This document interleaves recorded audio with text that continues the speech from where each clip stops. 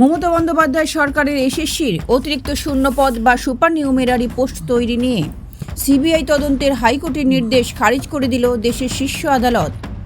মন্ত্রিসভার সিদ্ধান্তে অতিরিক্ত শূন্যপদ তৈরি নিয়ে সিবিআই তদন্তের নির্দেশ দেয় হাইকোর্ট। অতিরিক্ত শূন্যপদ তৈরি করতে প্রয়োজনীয় পরামর্শ নেওয়া হয়েছিল, রাজ্যপালের অনুমোদন নেওয়া হয়েছিল, তাই এই মামলায় আদালতের হস্তক্ষেপের প্রয়োজন নেই জানিয়ে দেয় শীর্ষ আদালতের প্রধান বিচারপতি সঞ্জীব খান্নার নেতৃত্বাধীন বেঞ্চ। 2022 সালের মে মাসে এসএসসিতে নিয়োগের জন্য প্রায় 6000-এর মতো অতিরিক্ত শূন্যপদ তৈরি করে শিক্ষা দপ্তর।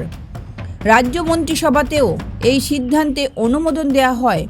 এই বিষয়ে হাইকোর্ট জানিয়েছিল, অতিরিক্ত শূন্যপদ গঠনের ওই সিদ্ধান্ত আইনি নয়।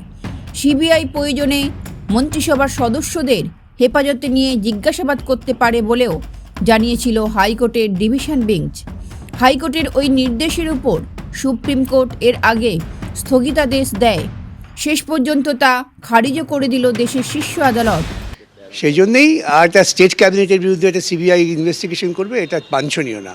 সেই জন্যেই ওই ডিরেকশনটাকে খারিজ করে দিয়েছেন, কিন্তু বলে দিয়েছেন আর যা ডিরেকশন সুপ্রিম কোর্ট দিয়েছে, অন্যান্য হাইকোর্টে যা আছে সব যেমন চলছিল তেমন চলবে। যে এইটা তখন ভেবেছে ওরা, যখন ওরা ডিসিশন নিয়েছিল তখন ওরা টেন্টেড আনটেন্টেড ভাবছিল।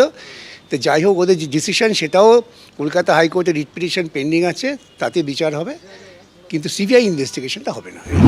ব্যুরো রিপোর্ট, লটারি সংবাদ।